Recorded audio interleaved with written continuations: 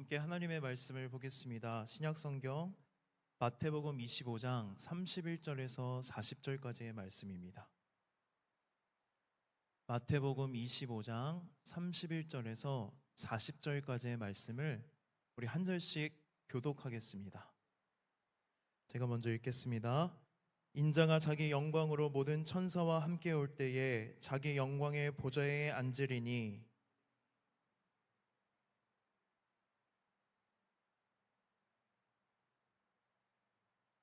양은 그 오른편에 염소는 왼편에 두리라.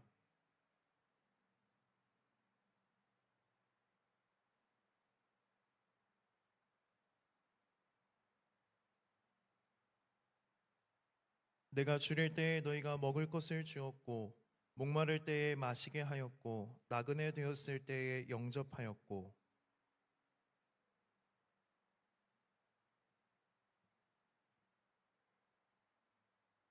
이에 의인들이 대답하여 이르되 주여 우리가 어느 때에 주께서 줄이신 것을 보고 음식을 대접하였으며 목마르신 것을 보고 마시게 하였나이까.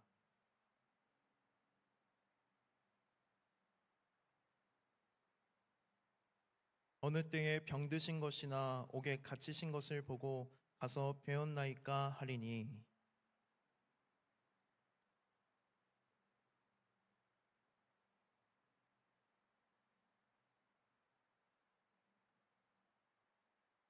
아멘. 대림절 세 번째 주일입니다. 오늘 말씀도요, 시 한 편으로 시작하려고 합니다.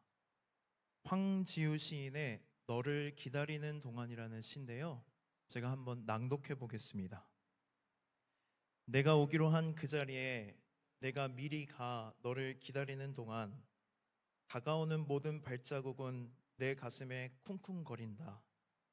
바스락거리는 나뭇잎 하나도 다 내게 온다. 기다려본 적이 있는 사람은 안다. 세상에서 기다리는 일처럼 가슴 애리는 일이 있을까? 네가 오기로 한 그 자리, 내가 미리 와 있는 이곳에서 문을 열고 들어오는 모든 사람이 너였다가 너일 것이었다가 다시 문이 닫힌다. 사랑하는 이여, 오지 않는 너를 기다리며 마침내 나는 너에게 간다. 아주 먼 데서 나는 너에게 가고 아주 오랜 세월을 다하여 너는 지금 오고 있다. 아주 먼 데서 지금도 천천히 오고 있는 너를 기다리는 동안 나도 가고 있다. 남들이 열고 들어오는 문을 통해 내 가슴에 쿵쿵거리는 모든 발자국 따라 너를 기다리는 동안 나는 너에게 가고 있다. 일상적인 언어로 기다림에 대해서 상당히 아름답게 표현한 시입니다. 시의 내용을 보면 시의 화자가 누군가를 기다리고 있다는 것을 알 수 있습니다. 그래서 이 시의 화자는 기다리고 있는 대상이 오기로 한 그 자리에서 그 사람을 기다립니다. 설레임으로 기다리며 그곳에 다가오는 모든 발자국에 소리를 기울이고 귀를 기울이고 그 모든 발자국에 예민하게 반응합니다. 얼마나 예민하게 반응하냐면 나뭇잎 하나가 떨어지는 소리조차 내가 기다리고 있는 대상이 오는 발자국 소리처럼 느낄 정도로 간절히 기다리는 대상을 기다리고 있다는 것을 알 수 있습니다. 결국 기다리다 못해 어떻게 합니까? 오기로 한 그 사람에게 다가갑니다. 시를 보면 이렇게 표현합니다. 사랑하는 이여, 오지 않는 너를 기다리며 마침내 나는 너에게 간다. 너를 기다리는 동안 나는 너에게 가고 있다. 이 시의 내용처럼 우리 이 시의 화자처럼 우리는요, 예수님의 재림을 기다려야 합니다. 그리스도인의 기다림은 수동적인 기다림이 아니라 능동적인 기다림입니다.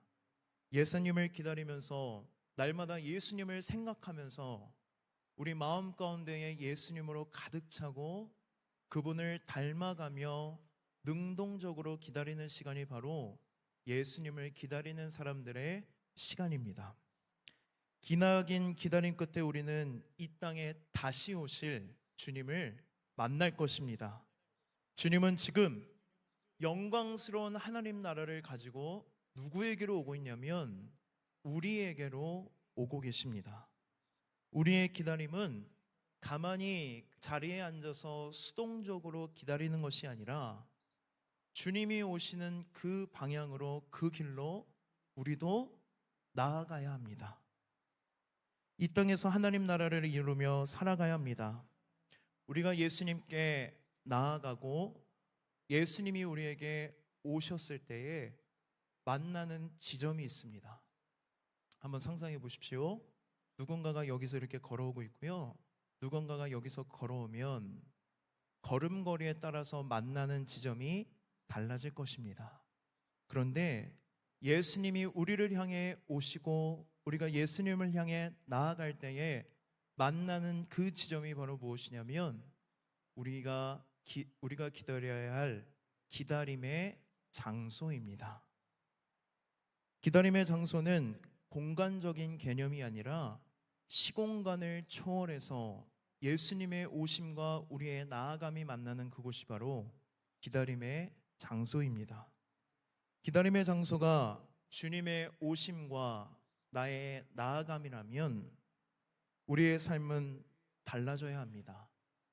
우리는 주님을 기다리면서 주님을 만날 곳이 어디인지를 날마다 분별하면서 살아가야 합니다.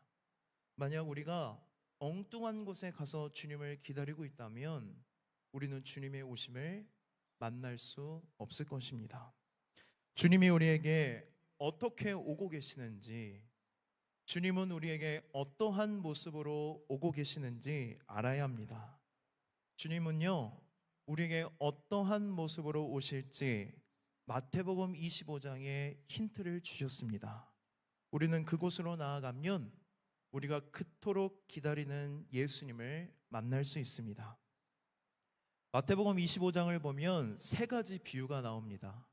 우리가 잘 아는 열처녀 비유와 그리고 달란트 비유, 오늘 본문인 양과 염소의 비유인데요.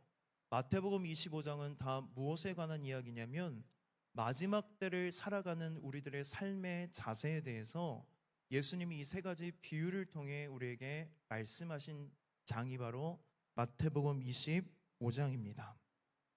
이 마지막 때에 예수님의 재림을 기다리는 우리가 기다림의 시간을 어떻게 채워가야 하는지, 어디에서 기다려야 하는지 구체적으로 우리에게 말씀하시고 있습니다.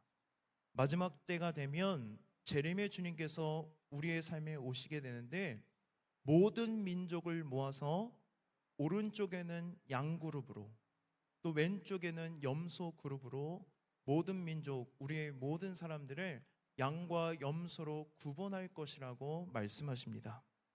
어떤 기준을 가지고 양과 염소를 나눌까요? 양과 염소를 나누는 기준은 무엇이냐면 무언가를 했고 하지 않았고에 있습니다. 35절과 36절의 말씀을 보니까 오른쪽 양들에게 예수님께서 이렇게 말씀하십니다. 너희는 내가 배고팠을 때 먹을 것을 주었고 너희는 내가 목말랐을 때에 마실 물을 주었고 내가 나그네가 되었을 때에 나를 환대해 주었고 내가 헐벗었을 때에 나에게 옷을 입혀 주었고 내가 병들고 감옥에 갇혀 있을 때에 나를 찾아와 나를 돌봐 주었다고 이야기하십니다.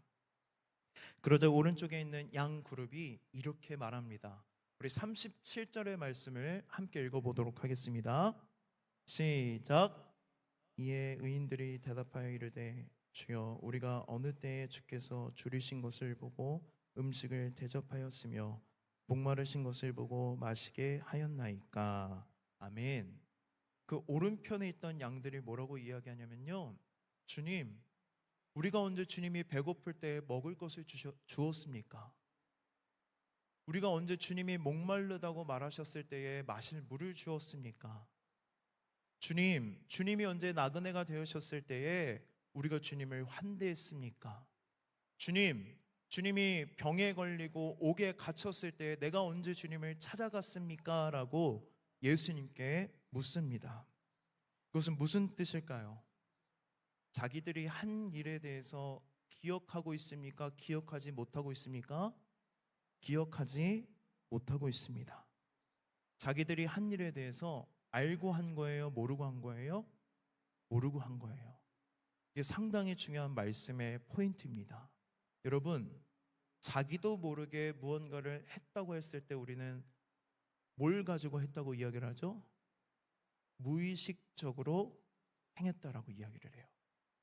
무의식적으로 행했다는 것은 무엇이냐면 나도 모르게 내 삶에 배어 있는 것들이 무심코 툭 튀어져 나왔을 때 우리는 뭐라고 말하냐면 무의식적으로 했다고 이야기합니다.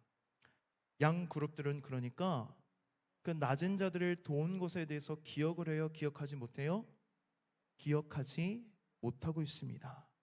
도움이 필요한 일을 돕고 돌보는 것이 그들에게는 자연스러운 삶이었다는 것입니다. 내가 무언가를 했다고 기억하지 않을 정도로 내 허리를 쿡 찌르면 나도 모르게 나오는 나의 모습들이 그 작은 자들과 낮은 자들을 돕고 돌보는 일을 했다는 것이 바로 오른편에 있는 양 그룹이 했던 일입니다. 하나님의 은혜로 구원받아 복된 존재로 부르심을 받은 사람이라면 하나님의 긍휼하심이 우리의 본성이 되어야 합니다.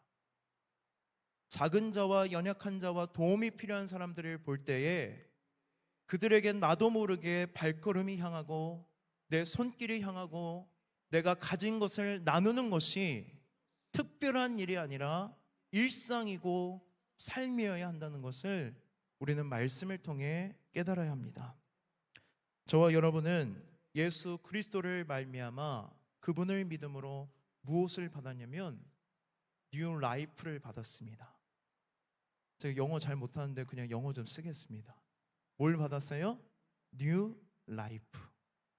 우리가 뉴 라이프를 받았다는 것은 또한 어떠한 의미냐면 예수님을 통해 뉴 라이프를 받았기 때문에 그 뉴 라이프와 함께 뉴 라이프 스타일도 함께 받은 것입니다. 우리가 새롭게 받은 뉴 라이프 스타일은 바로 무엇이냐면 예수님의 삶의 스타일을 우리의 삶 가운데에 입혀지게 된다는 것입니다. 여러분, 복음서 말씀을 보면 예수님이 늘 함께 어울리고 교제했던 무리들을 보십시오. 예수님은 항상 낮은 자들과 어울렸습니다. 세상 사람들이 외면하고 멸시하고 소외했던 세리들, 창기들, 세상 사람들과는 어울리지 않았던 어둠 가운데 갇혀있는 이들에게 누가 다가가십니까? 예수님이 다가가십니다. 그들에게 손을 뻗고요, 그들과 함께 식사를 하고 그들과 함께 교제하고 그들의 친구가 되어주고 그들의 이웃이 되어줍니다. 언제나 예수님은 그들의 편이 되어 주었습니다. 양들은 예수님의 삶의 모습을 닮아 자기도 모르게 작은 자들의 친구가 되어주고 선한 사마리아인과 같이 모든 사람들이 외면하고 있던 이웃의 이웃이 되어줬다는 것을 우리는 말씀을 통해 알 수 있습니다. 그러나 여러분, 이 말씀을 오해하면 안 됩니다. 선행을 베풀었기 때문에 양 그룹에 있는 것이 아닙니다. 그들은 이미 하나님의 은혜로 구원받은 존재이기 때문에 그 은혜에 감격하고 감사함으로 그들의 삶에 나타났던 것이 바로 작은 자들을 돕고 돌봤던 것입니다. 34절을 보면 예수님께서 양 그룹에게 이렇게 말씀하십니다.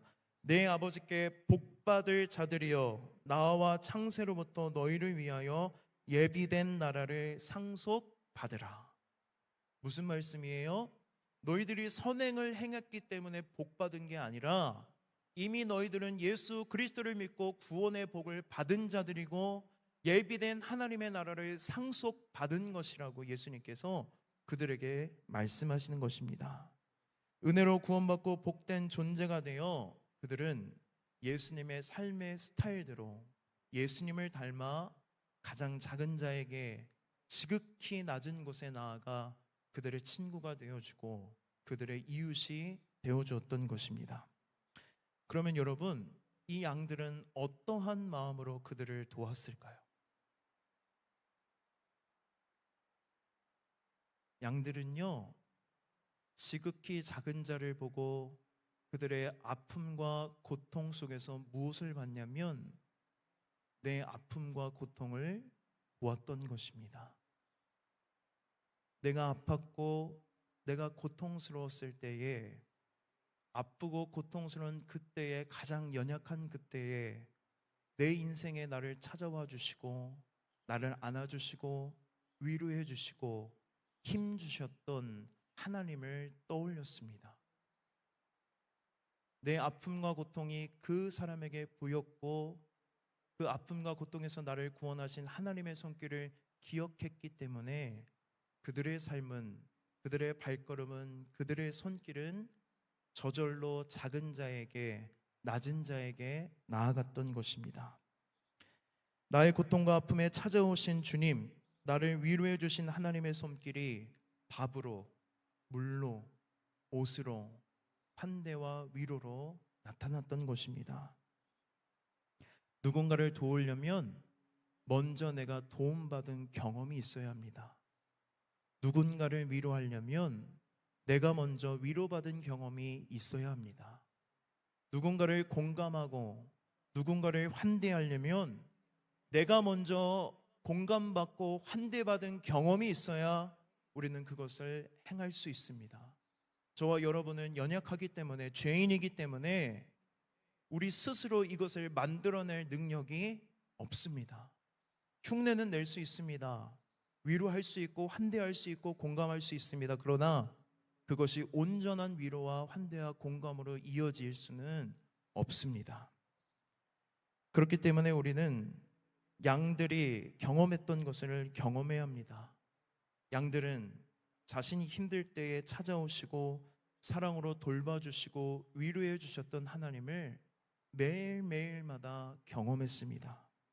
반복해서 하나님의 사랑을 경험한 양들은 그 사랑을 낮은 자들에게도 흘려보낼 수 있었던 것입니다. 하나님의 사랑으로 충만할 때에 그 사랑이 내 주변 이웃 가운데에 흘러 넘치게 되는 것입니다. 그래서 우리는 먼저 경험해야 합니다. 제 인생 가운데에 가장 절망적이고 힘들고 어려운 시기가 있었습니다. 지금도 생각하면 그 시기가 상당히 힘들고 어려운 시기인데요, 제 인생의 암흑기와도 같은 시간이에요. 그런데 그때 제 위치와 상황이 힘들어도 힘들 수 없는 상황과 위치였습니다. 제가 그때는, 지금은 목사지만 전도사였는데 어떤 생각을 갖고 있었냐면, 전도사는 힘들면 안 돼. 전도사는 하나님의 말씀을 전하는 사람이고 그 말씀이 소망이 됨을 보여주는 사람이기 때문에 결코 힘든 티를 내서는 안 된다는 생각을 갖고 있었어요. 그래서 제 상황과 위치 때문에 결코 힘듦에도 불구하고 그 힘든 것을 티를 낼 수도 없었고, 내가 그것을 말했을 때에 온전히 내 말에 공감해 줄 사람도 없다고 저는 생각했습니다. 그러니까 얼마나 절망스러웠을까요? 한 8개월 동안 되게 힘들고 어렵게 그 암흑의 시간을 지내고 있는데, 속은 문드러지고 있는데 겉으로는 웃으면서 전도 사역을 감당했을 때가 있었습니다. 그러던 어느 날 아무리 기도를 해도 너무나도 답답함을 느껴서 새벽에 하나님 앞에 불평을 한 적이 있습니다. 새벽 기도에 나가서요, 하나님 너무 힘들다고, 이게 뭐냐고, 왜 나를 구해주지 않냐고, 왜 나를 가만히 내버려 두냐고 따졌습니다. 그런데도 제 마음이 아직도 답답한 거예요. 그렇게 막 답답하게 씨름을 하다가 주님이 제 마음에 오셔서 음성을 주셨는데, 어떠한 마음을 주셨냐면, 하종아, 나는 다 알아. 네가 얼마나 힘든지, 네가 얼마나 고통스럽고 아픈지 나는 다 알아. 그 다음에 하나님께서 뭐라고 말씀하셨냐면, 하종아, 나한테까지 숨길 필요 없단다. 나한테 모든 것을 다 말해도 돼. 나는 다 알고 있어. 그 음성을 듣는데 모든 답답함이 시원하게 해결이 되는 거예요. 상황과 문제는 해결되지 않았습니다. 그런데 하나님이 내 아픔과 내 괴로움과 내 상처를 다 알고 계신다는 그 말 한마디에 제 모든 답답함이 다 시원하게 내려가면서 얼마나 울면서 하나님 앞에 기도했는지 모릅니다. 하나님 이거 아시죠? 하나님 제가 얼마나 힘든지 아시죠? 너무나 힘들어요. 어려워요. 그때의 제 마음을 감싸주시고 그런 음성을 주신 것이 저에게는 참 은혜가 되고 위로가 되었습니다. 여러분, 하나님은 전지전능하십니다. 그런데 우리는 전지전능함을 능력에 초점을 맞추어 이해하고 믿을 때가 있습니다. 전지전능하다는 것은 하나님이 내 모든 것을 다 알고 계시고 모든 것을 다 해결해 주실 수 있는 분이라는 것입니다. 여러분, 여러분의 아픔과 상처가 무엇입니까? 아무리 가까운 친구고 부모님이라고 할지라도 내 모든 아픔에 대해서 다 공감해 줄 수 없습니다. 그럴 때 우리는 모든 것이 다 끊어진 것처럼 외로움을 느끼고 절망적이고 어둠 가운데 갇혀 있는데 그 어둠 가운데에 우리를 떠나지 않고 영원히 함께 하시는 분이 계십니다. 그분은 바로 전지전능하신 하나님이십니다. 하나님은 우리의 모든 것을 알고 계십니다. 여러분, 여러분이 덮어두고 생각하기도 싫고 기억하기도 싫고 회피하고 있는 아픔과 상처가 무엇입니까? 우리 모두에게 다 그런 것이 있을 것인데 때로는 그게 너무나도 아프고 상처가 돼서 우리는 회피하려고 합니다. 그런데 계속해서 그 아픔과 상처가 우리 마음 가운데 생각날 때가 있습니다. 그때가 언제인지 아십니까? 전지전능하신 하나님께서 내 아픔과 고통과 상처 가운데에 찾아오셨다는 증거입니다. 주님이 그곳에서 함께 만나자고 우리에게 초대장을 전하는 것입니다. 모든 것을 아시고 모든 것이 가능한 하나님께서 내 아픔과 고통 가운데 나와 함께 만나고 하나님이 책임지고 그 아픔과 고통을 해결해 주시겠다고 약속의 말씀을 가지고 우리의 삶에 찾아온 것입니다. 여러분, 그때에 두려워하지 마시고 염려하지 마시고 아픔과 고통으로 나아가십시오. 아픔과 고통, 가장 낮은 곳에 우리를 찾으러 오신 예수님을 만날 수 있는 곳이 바로 내 아픔과 고통의 자리입니다. 우리 히브리서 4장 15절과 16절의 말씀 함께 읽도록 하겠습니다. 시작. 우리의 대제사장은 우리의 연약한 부분을 알고 계십니다. 이 땅에 계실 때 그분은 우리와 마찬가지로 시험을 받으셨습니다. 그러나 결코 죄를 짓지는 않으셨습니다.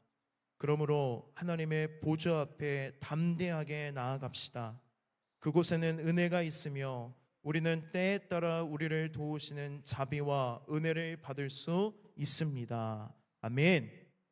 우리와 같은 인간의 몸으로 이 땅에 오신 예수님은 우리가 겪고 우리가 아파하고 힘들어하는 모든 아픔과 고통을 동일하게 경험하셨기 때문에 우리의 아픔과 고통을 온전히 다 알고 계시고 공감하실 수 있는 유일한 분입니다.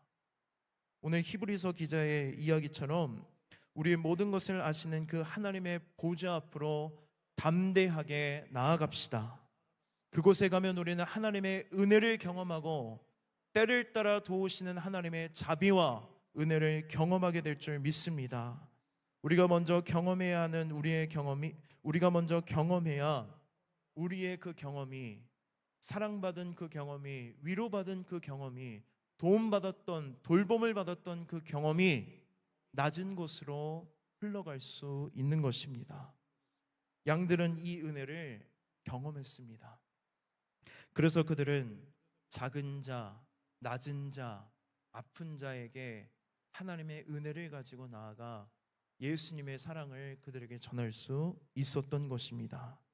그래서 그곳에서 그들은 자신을 받고 그곳에서 그들은 지극히 작은 자로 오신 예수님을 만날 수 있었습니다. 우리 40절 말씀을 함께 읽겠습니다. 임금이 대답하여 이르시되 내가 진실로 너희에게 이르노니 너희가 여기 내 형제 중에 지극히 작은 자 하나에게 한 것이 곧 내게 한 것이니라 하시고. 아멘. 양들이 내가 그런 적이 없다고 이야기하자 예수님께서 뭐라고 말씀하시냐면 지극히 작은 자에게 한 것이 곧 나에게 한 것이라고 말씀하십니다. 지극히 작은 자들은 사회에서 잉여된 존재로 취급받았던 사람들입니다. 잉여된 존재라는 것은 나에게 아무런 도움도 안 되고 이득도 안 되는 사람들을 의미합니다. 그런데 우리 주님은 오늘도 지극히 작은 자의 모습으로 우리를 찾아오십니다. 우리가 정말 예수님을 기다리고 있다면 우리의 발걸음은 지극히 작은 자로 오시는 예수님께로 나아가야 합니다. 여러분, 예수님을 만나고 싶으십니까? 그렇다면 가장 냄새나고 더럽고 가장 어둡고 아프고 눈물 많은 곳으로 가십시오. 그곳에 지극히 작은 자의 모습으로 이 땅에 오신 예수님을 만날 수 있습니다. 그곳이 바로 우리의 기다림의 장소입니다. 그런데 우리는 그들이 어디에 있는지 모른다고 이야기합니다. 어떻게 하면 그들을 찾을 수 있냐고, 어떻게 하면 그들을 도울 수 있냐고 물어봅니다. 그래서 솔직하게 제 삶을 돌아봤습니다. 저는 유튜브 프리미엄을 구독을 안 했는데요. 한 달에 얼마죠? 가격도 몰라요. 그래서 저는 광고를 다 봐야 되거든요. 제가 주로 보는 유튜브는 뭐냐면 찬양, 예배, 말씀 이런 건데 기독교 관련된 유튜브 채널을 보다 보니까 광고가 다 뭐냐면 시작할 때마다 되게 어두운 노래, 슬픈 노래 나오면서 후원해 주세요. 우리 누구의 부모님이 되어 주세요. 이렇게 막 나와요. 근데 저에게 그 광고 5초 시간 뒤에 건너뛰기가 찾아오는 시간이 되게 길게 느껴지더라고요. 그 광고가 저에게 되게 힘들더라고요.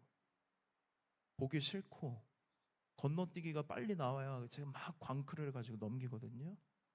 그러다가 잘못해가지고 거기 사이트 눌려서 막 올라오고 그러는데 그럼 또 황급히 꺼요. 그런데 제가 왜 그런 광고들을 어려워할까, 힘들어할까 곰곰이 제 안을 들여다보고 생각해 봤습니다. 그러자 주님이 어떤 마음을 주셨냐면 제 안에 그들과 연루되기 싫은 무의식이 있다는 것을 알게 됐습니다. 왜 가난하고 고통받는 사람들을 보면 우리의 마음이 불편해질까요?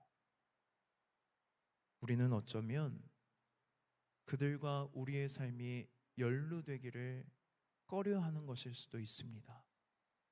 우리는 어쩌면 그들과 만나게 되면, 그들과 엮이게 되면 귀찮을지도 모른다는 생각 때문에, 나의 평안함이 깨질 수도 있다는 생각 때문에, 내 안일함이 깨질 수도 있다는 생각 때문에, 또는 내 물질의 일부를 줘야 된다는 생각 때문에 우리는 그들을 볼 때에 불편하게 생각하고 외면하고 떠나고 싶은 것은 아닌지 모릅니다. 낮은 자로 예수님께서는 이 땅에 오신다고 우리에게 말씀하셨습니다. 그러나 여러분, 그들을 마주치는 것을 두려워하거나 염려하거나 만나지 않으려고 할 때, 불편하게 여길 때 우리는 예수님을 만날 기회를 잃어버리는 것일 수도 있습니다. 정말로 예수님을 믿는다면, 예수님을 간절히 기다리고 있다면 우리는 고통받는 사람들을 내 삶의 풍경으로 냅두는 것을 멈춰야 합니다. 개인의 안일함에만 몰두하는 삶에서 벗어나 내가 누군가에게 선물이 될 수 있다는 마음을 가지고 살아가야 합니다.